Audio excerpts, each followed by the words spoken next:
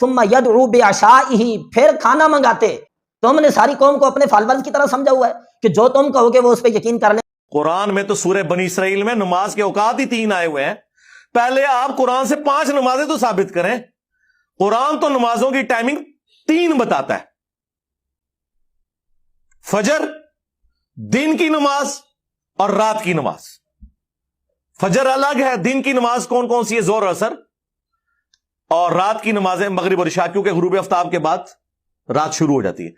تو سرکار قرآن میں اگر یہ لکھا ہے کہ مومنین پر وقت باندھا ہوا فرض ہے نماز، تو قرآن تو نماز کے 3 اوقات بتا رہا ہے، تو آپ 5 نمازیں کیوں پڑھتے ہیں؟ اور وہ جی بخاری مسلم میں آئی ہیں. ہاں، 5 نمازیں بخاری مسلم میں آ جائیں الگ الگ اوقات میں، جو ہمارے نزدیک بھی افضل یہی ہے.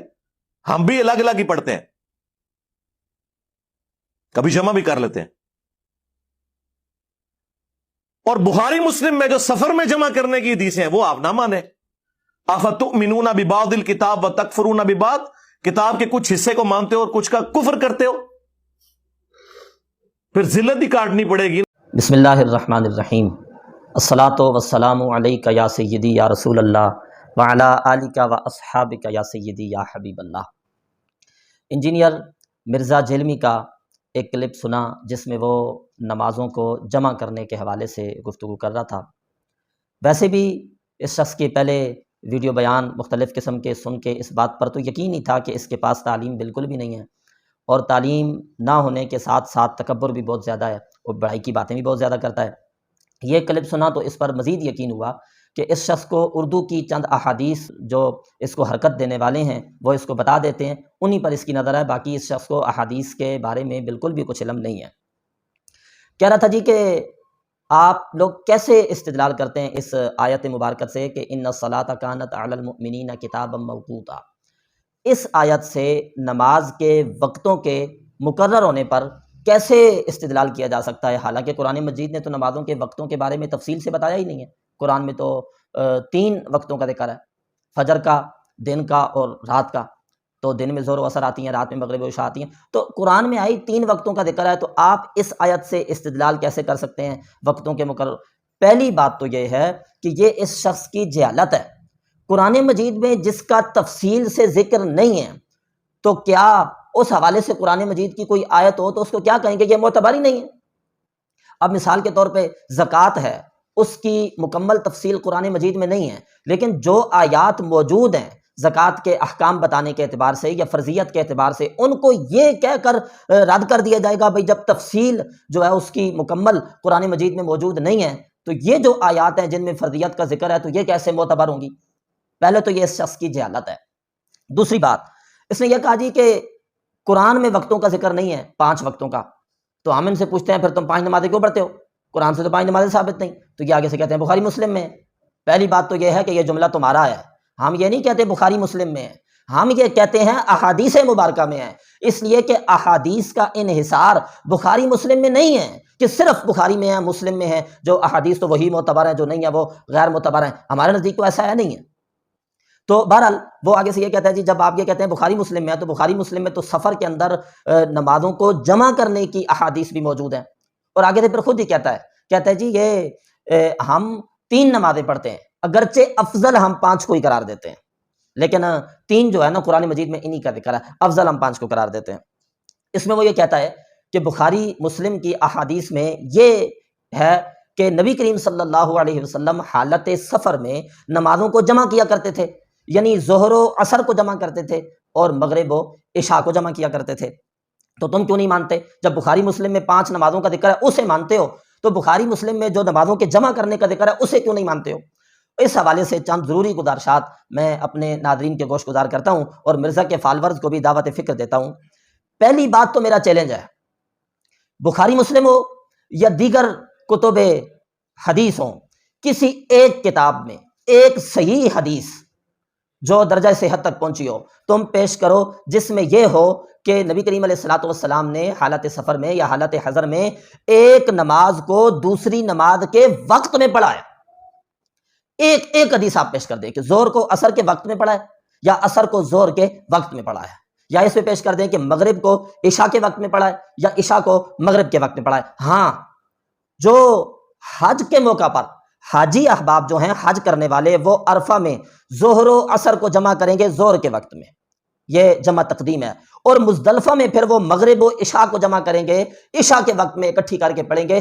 اس کی احادیث موجود ہیں اور وہ احادیث صحیح ہیں، متواتر ہیں، وہ ہمیں تسلیم ہیں، اور ہمارے اکابرین کا، احناف کا فتویٰ یہی ہے کہ حج کے موقع پر حاجی جو حج کرنے والے ہیں وہ عرفہ میں ظہر و عصر کو اکٹھا پڑھیں گے، مغرب و عشاء کو عشاء کے وقت میں مزدلفہ میں اکٹھا پڑھیں گے۔ اس کے دلائل تو موجود ہیں اور ہمیں تسلیم ہے۔ اس کے علاوہ جتنی جمع کی احادیث ہیں، یہ مرزا کی جہالت ہے کہ جس میں وہ کہہ رہا ہے کہ نبی پاک علیہ الصلوۃ والسلام نے ایک نماز کے وقت میں دوسری نماز کو، بالکل ایسا نہیں ہے، کسی صحیح حدیث میں نہیں ہے۔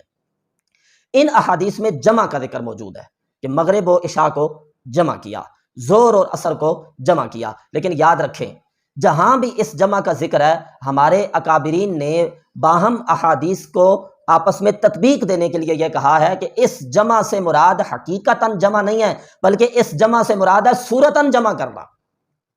اس کو سمجھ گئے؟ حقیقتاً جمع اس کو کہتے ہیں کہ ظہر کو عصر کے وقت میں پڑھنا یا عصر کو ظہر کے وقت میں پڑھنا، یہ ہے جمع حقیقی۔ اسی طرح مغرب و عشاء میں بھی ایسی ہے کہ مغرب کو وقت مغرب کا ختم ہو جائے، عشاء کے وقت میں پڑھنا، یا عشاء کا وقت ابھی شروع نہیں ہوا تو نماز عشاء کو مغرب کے ساتھ مغرب کے وقت میں پڑھنا، یہ ہے جمع حقیقی۔ میں بار بار یہ کہہ رہا ہوں، اس پہ چیلنج کر رہا ہوں مرزا کو، ایک حدیث صحیح پیش کر جس میں یہ ہو کہ ایک کو دوسری کے وقت میں پڑھ گیا۔ چند احادیث موجود ہیں، میں یہ نہیں کہہ رہا کہ مطلقاً نہیں، بعض اوقات مرزا کے فالوورز نیچے جو ہے نا جی، وہ ہماری ویڈیوز پر کچھ احادیث کے جو ہے نا وہ نمبر اور اس طرح سے بھی ذکر کرنا شروع کر دیتے ہیں۔ احادیث چند موجود ہیں، لیکن ان احادیث میں یہ کہہ رہا ہوں کہ وہ احادیث لائق استدلال نہیں ہے، درجہ صحت تک پہنچی نہیں ہے، وہ جو ہے نا کمال درجے کی ضعیف حدیثیں ہیں، ان کے راویوں میں کلام کیا گیا ہے، صحیح نہیں ہے۔ اور جو میں پیش کرنے لگا ہوں جن میں واضح دلیل موجود ہے کہ اس جمع سے مراد جمع حقیقی نہیں ہے بلکہ جمع صوری ہے، صورتاً جمع، وہ میں صحیح حدیثیں بخاری شریف سے اور دیگر کتب حدیث سے آپ کے سامنے رکھنے لگا ہوں۔ ہمارے نزدیک جمع کی جتنی احادیث ہیں ان میں جمع سے مراد ہے صورتاً جمع کرنا۔ صورتاً جمع کا مطلب یہ ہوتا ہے ظہر کو اپنے آخری وقت میں پڑھنا اور عصر کو اپنے پہلے وقت میں پڑھنا۔ میں عام احباب کے لیے ایک مثال رکھتا ہوں۔ مثال کے طور پہ جن دنوں ظہر کا وقت ختم ہو رہا ہے 3:45 پہ، ذرا 3:45 پہ ظہر ختم ہوگی تو 3:46 پہ عصر کا وقت شروع ہو جائے گا۔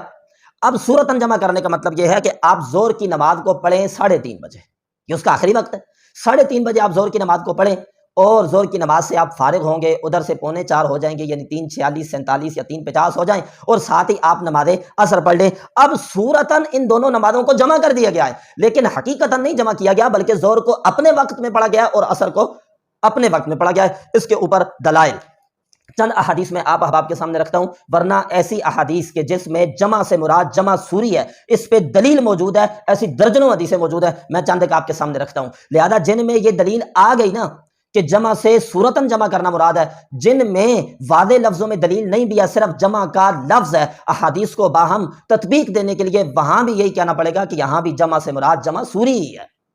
یہ طریقہ کار ہوتا ہے باہم احادیث کو تطبیق دینے کا۔ اور پھر دوسری بات یہ ہے، اگر جن احادیث میں آپ جمع سے جمع حقیقی مراد لے رہے ہیں، واقعی وہ احادیث قرآن کی اس آیت کے معارض ہو جائیں گی، اور جب احادیث قرآن کی اس آیت کی معارض ہو جائیں گی اور احادیث جو خبر واحد ہیں وہ قرآن کے اس عام حکم کے لیے مخصص ہو بھی نہیں سکتی ہیں۔ قرآن کی آیت اپنی جگہ قائم ہے، اگر نماز کے اوقات تفصیل کے ساتھ نہیں بتائے گئے قرآن مجید میں 5، تو اس کا یہ مطلب نہیں ہے کہ ان الصلاۃ کانت علی المؤمنین کتابا موقوتا میں جو کہا گیا ہے کہ نماز مومنوں پر مقرر وقت میں فرض کی گئی ہے، تو اس آیت کو غیر معتبر کسی طور پہ نہیں قرار دیا جا سکتا ہے۔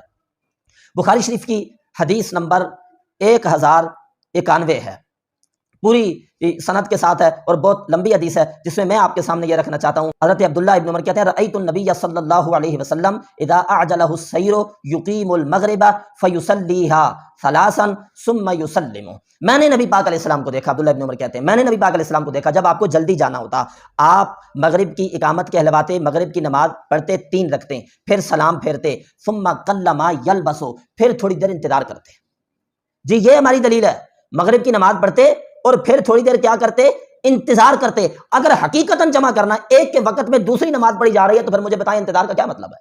ثم قل ما یلبس، جس بخاری مسلم کا نام مرزا صاحب تم لے رہے ہو نا، یہ وہی بخاری ہے، اسی بخاری کی 1091 نمبر حدیث میں یہ لفظ موجود ہے لیکن تمہیں تو ترجمہ کرنے والوں نے خالی ترجمہ کر کے اپنے مطلب کا دیا نا، ثم قلما یلبسو کا معنی تو انہوں نے تمہیں بتایا ہی نہیں ہے۔ نبی پاک اسلام مغرب پڑھتے اور پھر قلما یلبسو انتظار کرتے حتی یقیم العشاء فیصلیھا رکعتین، پھر عشاء کی نماز جو ہے نا پڑھتے، اس کی 2 رکعتیں پڑھتے، چونکہ یہ سفر کی کیفیت بیان ہو رہی ہے اور سفر میں قصر پڑھی جاتی ہے 2 رکعتیں، ثم یسلموا، پھر اس کے بعد سلام پھیرتے۔ اب یہ بخاری شریف کی حدیث میں واضح لفظوں میں بتایا گیا ثم قلما یلبسو، کہ پھر نبی کریم صلی اللہ علیہ وسلم مغرب کی نماز پڑھنے کے بعد انتظار کیا کرتے تھے۔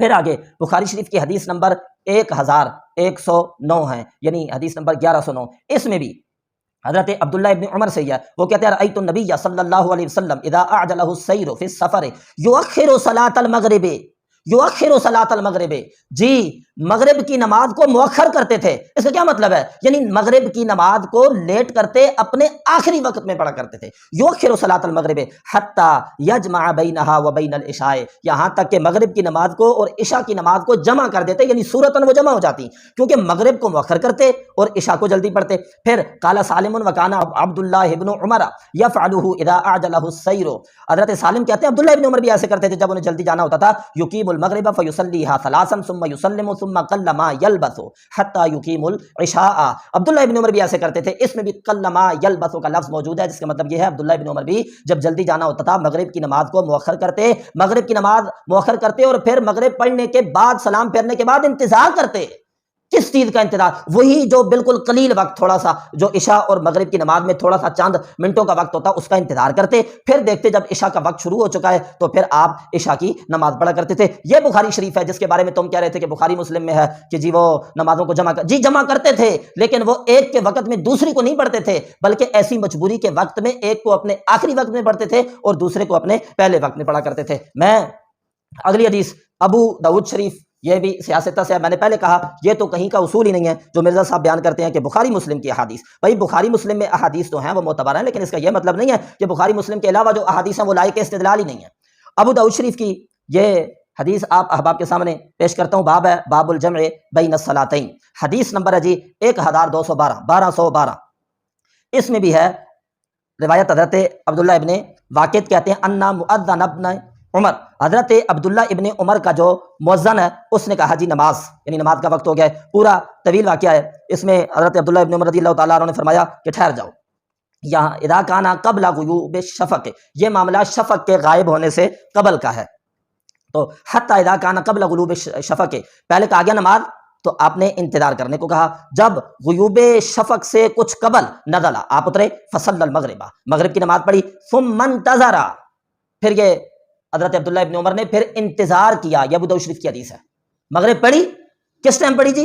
غیوب شفق سے قبل پڑھی، شفق کے غائب ہونے سے قبل، یہ مغرب کا وقت ہے، اپنے وقت میں مغرب پڑھی، پھر اس کے بعد بھی کہہ رہے ہیں ثم انتظر، پھر انتظار کیا، حتی غاب الشفق، یہاں تک کہ شفق جو ہے وہ غائب ہو گیا۔ تم یہ کہنا چاہتے ہو کہ ایک کے وقت میں دوسری پڑھی؟ اس پر تو کوئی دلیل نہیں ہے۔ مغرب کو اپنے وقت میں پڑھا، پھر انتظار کیا، پھر شفق غائب ہو گیا، فصلی العشاء، پھر حضرت عبداللہ ابن عمر رضی اللہ تعالیٰ عنہ نے عشاء کی نماز پڑھی، اور پھر یہ عمل خالی حضرت عبداللہ ابن عمر کا نہیں ہے، ثم قال، پھر یہ بھی فرمایا کہ ان رسول اللہ صلی اللہ علیہ وسلم کان اذا عجل به امر صنع مثل الذي صنعت، نبی کریم صلی اللہ علیہ وسلم کو جب جلدی جانا ہوتا، کسی معاملے میں جلدی ہوتی تو آپ بھی ایسے ہی کرتے تھے، صنعت، جیسے میں نے کیا ہے، ایسے کرتے جیسے میں نے کیا، یعنی ایک نماز کو اپنے آخری وقت میں پڑھتے اور دوسری نماز کو اپنے پہلے وقت میں پڑھتے۔ جمع سے یہ مراد ہے، یہ مراد جمع سوری لی جائے گی، احادیث کا بھی آپس میں جو ہے وہ تعارض نہیں رہے گا، تطبیق ہو جائے گی، اور قرآن کی آیت کو بھی ان احادیث سے اس کو خاص کرنا بھی لازم نہیں آئے گا۔ پھر بخاری اپنا ابو داؤد شریف کی حدیث نمبر 1234 ہے، 1234 نمبر حدیث میں مولا کائنات سیدنا علی المرتضی رضی اللہ تعالی عنہ کے بارے میں ہے، ان علی کان اذا سافر سارا بعد ما تغرب الشمس حتى تكاد ان تظلم، حضرت علی رضی اللہ تعالیٰ عنہ جب سفر کرتے تو سورج کے غروب ہو جانے کے بعد چلتے رہتے، یعنی ویسے تو معمول یہی ہے کہ سورج جو ہی غروب ہوتا ہے تو مغرب کی نماز میں جو ہے نا وہ تعجیل کی جاتی ہے، جلدی پڑھی جاتی ہے، لیکن سفر میں حضرت مولا کائنات کیا کرتے کہ سورج غروب ہو جاتا اور آپ چلتے رہتے، حتی تکاد ان تظلم، یہاں تک کہ قریب ہے کہ تاریکی چھا جائے، اندھیرا ہو جائے۔ ظاہر ہے اندھیرا ہونے کے قریب، یہ مغرب کا آخری وقت ہوتا ہے، قریب ہے کہ تاریکی چھا جائے، اس وقت ثم ینزلو، پھر مولا علی رضی اللہ تعالی عنہ جو ہے نا اترتے سواری سے، فیصلی المغرب، پھر مغرب کی نماز پڑھتے، ثم یدعو بعشائہ، پھر کھانا منگاتے، تم نے ساری قوم کو اپنے فالورز کی طرح سمجھا ہوا ہے کہ جو تم کہو گے وہ اس پہ یقین کر لیں گے. نہیں، ہم نے اپنے اساتذہ سے یہ احادیث پڑھی ہیں اور ہمیں یہ کہا گیا ہے کہ قرآن مجید کی وہ جو ہمیں یہ بتایا گیا ہے دلائل کی روشنی میں کہ قرآن مجید کی وہ جو آیت ہے نا ان الصلاۃ کانت علی المؤمنین کتابا موقوتا، اس کا معنی یہ ہے کہ نماز مومنوں پر مقرر وقت میں فرض کی گئی ہے، اور یہی اس کا معنی ہے. اور ان احادیث میں جو کہا جا رہا ہے کہ جمع کیا جاتا تھا، تو اس جمع سے مراد حقیقتاً جمع نہیں ہے، صورتاً جمع ہے. لہذا آیت اور احادیث میں کوئی تعارض نہیں ہے. تو حضرت مولا کائنات رضی اللہ تعالی عنہ مغرب کی نماز پڑھتے، یہ جمع والی حدیث ہے. ثم يدعو بعشائه، پھر رات کا کھانا منگاتے، فيتعشى، پھر کھانا کھاتے، ثم يصلي العشاء، پھر عشاء کی نماز پڑھتے، ثم يرتحل، پھر کوچ کرتے. اور یہ آپ صیغے بھی دیکھیں ماضی استمراری کے ہیں، یعنی یہ معاملہ ایک بار کا نہیں ہے، یہ عادت مبارکہ تھی، جب سفر کرتے ایسا کیا کرتے تھے. اور ثم يرتحل، پھر کوچ کرتے، ويقول، اور فرماتے هكذا كان رسول اللہ صلی اللہ علیہ وسلم يصنع، نبی کریم صلی اللہ علیہ وسلم بھی ایسے ہی کیا کرتے تھے. یہ ایک اور حدیث شریف ہے جو مسند احمد بن حنبل میں بھی موجود ہے، مصنف ابن ابی شیبہ میں بھی موجود ہے. میں وہی حدیث شرح معانی الاثار طحاوی شریف سے آپ احباب کے سامنے رکھتا ہوں. طحاوی شریف شرح معانی الاثار میں حدیث کا نمبر ہے 954. روایت ہے عن عائشہ، پوری سند کے ساتھ. عطا بن ابو رباح ام المومنین حضرت عائشہ سے روایت کرتے ہیں، قالت کان رسول اللہ صلی اللہ علیہ وسلم فی السفر یؤخر الظہر، نبی کریم صلی اللہ علیہ وسلم سفر میں ظہر کو مؤخر کرتے تھے، ویقدم العصر، اور عصر کو مقدم کرتے تھے. اس کا معنی مرزا صاحب بیان کریں نا کیا ہے؟ یہی ہے نا کہ ظہر کو اپنے آخری وقت میں پڑھتے تھے اور عصر کو اپنے پہلے وقت میں پڑھتے تھے. صورتاً یہ نمازیں جمع ہو جاتی تھیں، لیکن حقیقتاً ایک کے وقت میں دوسری نماز کو پڑھا نہیں جاتا تھا.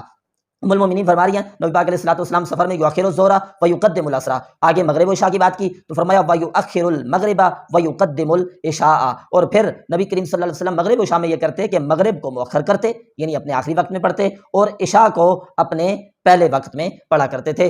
یہ ہیں وہ احادیث جن میں جمع کا ذکر ہے، اور واضح لفظوں میں ان میں یہ موجود ہے کہ اس جمع سے مراد صورتاً جمع ہے. لہذا جہاں مطلق جمع کا ذکر بھی ہے، ان صحیح احادیث کی روشنی میں حدیث کی شرح ہوتی ہیں، حدیث سے حدیث کی تفسیر کی جاتی ہے. تو ادھر بھی یہی کہا جائے گا ان احادیث کی روشنی میں جہاں مطلق جمع کا ذکر ہے کہ اس جمع سے مراد جمع سوری ہے، جمع حقیقی نہیں ہے.